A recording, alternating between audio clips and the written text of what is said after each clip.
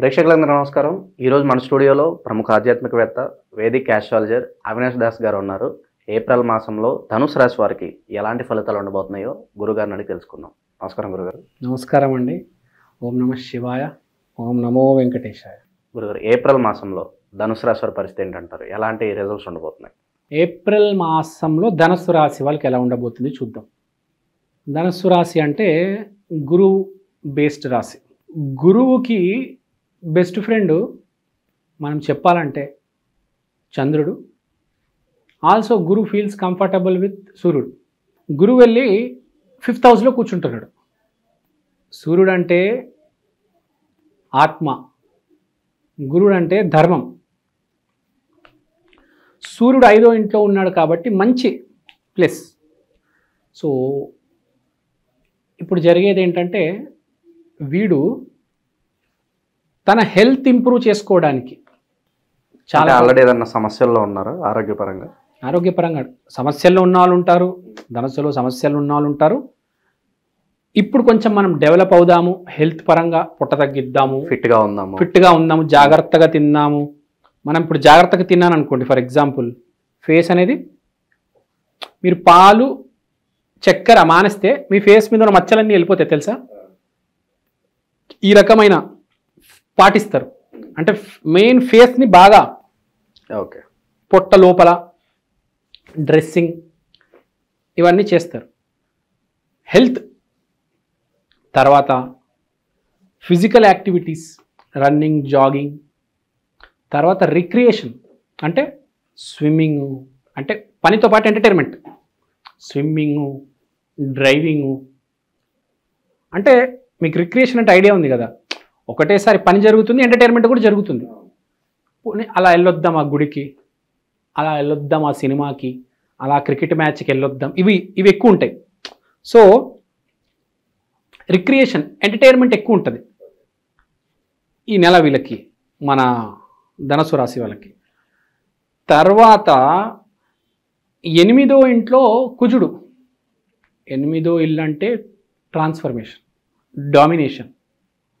దాంట్లో కుజుడు విపరీతంగా ఉన్నాడు, విపరీత పరిస్థితిలో ఉన్నారు. సో వీళ్ళకి ఏంటంటే సింపుల్గా చెప్పాలంటే మామూలుగా ధనుసు రాశి వాళ్ళు చాలా కూల్గా ఉంటారు. ఒక స్ట్రోక్ అంటే ఏంటి, ఒక సిచ్యువేషన్ ముందుకు వస్తుంది, ఇప్పుడు కొంచెం ఇబ్బంది పడ్డారు అడ్జస్ట్ అవ్వడానికి. కానీ ఇబ్బంది ఎవరిస్తున్నారు ఇబ్బంది? కుజుడు. కానీ వీడు గురుతత్వ రాశి, గురువు కుజుడు ఫ్రెండ్స్. చాలా సింపుల్గా చెప్పాలంటే రాముడు గురువు, కుజుడు హనుమంతుడు. ఈ భూమి మీద మోస్ట్ స్ట్రాంగెస్ట్ గురువు ఇప్పటిదాకా ఎవరికి ఉన్నాడంటే రాముడికి. అత్యంత శక్తివంతమైన గురువు శక్తి రాముడిది. అత్యంత శక్తివంతమైన కుజశక్తి ఎవరిది? హనుమంతుడిది. హనుమంతుడు ఎంత మంచి ఫ్రెండ్సో మనకు తెలుసు. సో ఒక విపరీతమైన ఈవెంట్ జరిగితే మంచి జరుగుతుంది వీడికి ఏదో ఒకటి జరిగి ఎవరో ఒక మాట అన్నారు, తిట్టారు, వీడు డిసప్పాయింట్ అవుతారు, కానీ దానివల్ల వాడు మంచి జరుగుతుంది. ఎవరు తిట్టారు కానీ వీడు తర్వాత హ్యాపీ ఫీల్ అవుతారు, నా మంచిగా జరిగిందిలే ఆ భావనలో ఉంటాడు. వీడు నన్ను డామినేట్ చేయడానికి ట్రై చేస్తున్నాడు అని వాడు అనుకుంటాడు, కానీ మంచి జరుగుతుంది. ఎవడో ఒక మాట అంటాడు, కానీ తర్వాత తెలుస్తుంది, అర్రే ఆ మాట వాడు చెప్పాడు కాబట్టి నాకు ఇవాళ ఈ చైతన్యం వచ్చింది, భక్తి చైతన్యం, ఏదో ఒక చైతన్యం వచ్చింది.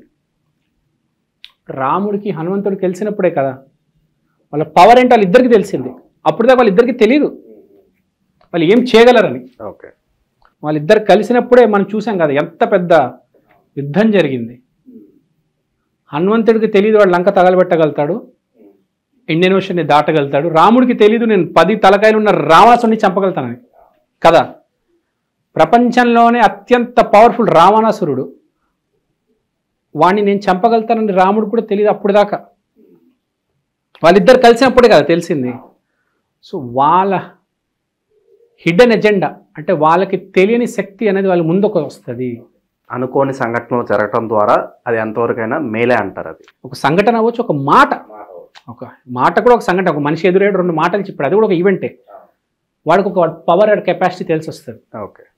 ఓహో ఈ పని నేను బాగా చేయగలను, ఇదే ట్రై చేస్తే 10 ఏళ్ళ తర్వాత నాకు బాగా కలిసి వస్తుంది, ఒక 2 నెలల తర్వాత బాగా కలిసి వస్తుంది అని వాడిలో ఉన్న స్ట్రెంగ్త్, వాడిలో ఉన్న వీక్నెస్ వాడికి తెలిసి వస్తుంది. చాలామందికి వాడి గురించి 10 పాయింట్లు రాయమంటే రాయలేడు.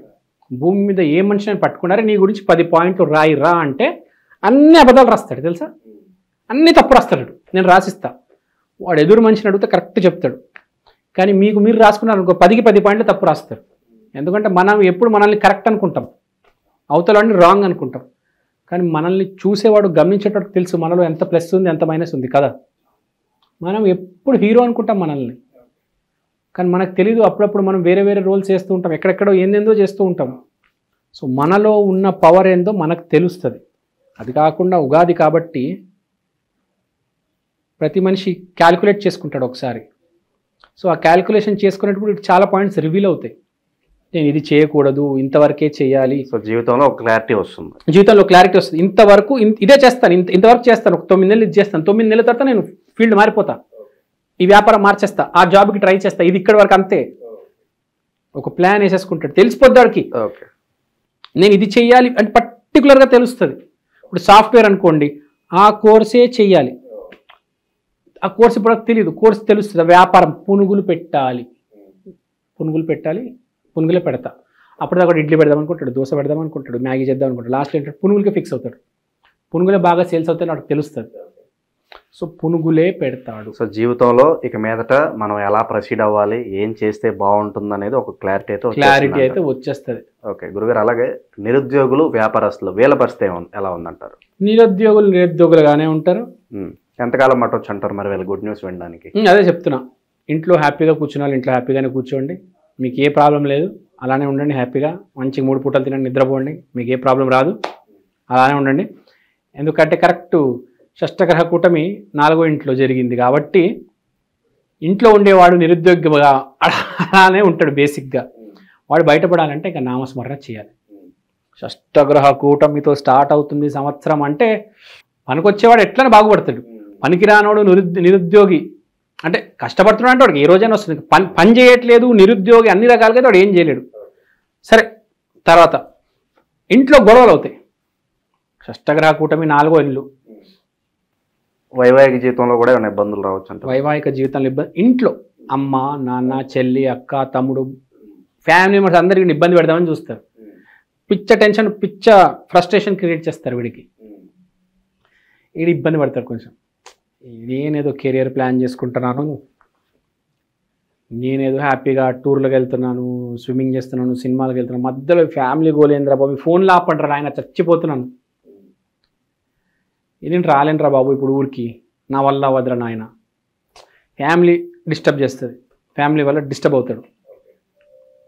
కానీ పెద్ద పట్టించుకోడు, అది వాళ్ళు ఇబ్బంది పెడుతుంటాడు, ఈయన పెద్దగా పట్టించుకోడు. ఓకే, ఇక ఇన్వెస్ట్మెంట్స్ పరంగా ఎలాంటి వాటిలో పెట్టుబడులు పెడితే బాగుంటుంది అంటారు గురుగారు? వీళ్ళకి చాలా క్లారిటీ వచ్చేస్తుంది దేంట్లో పెట్టాలని.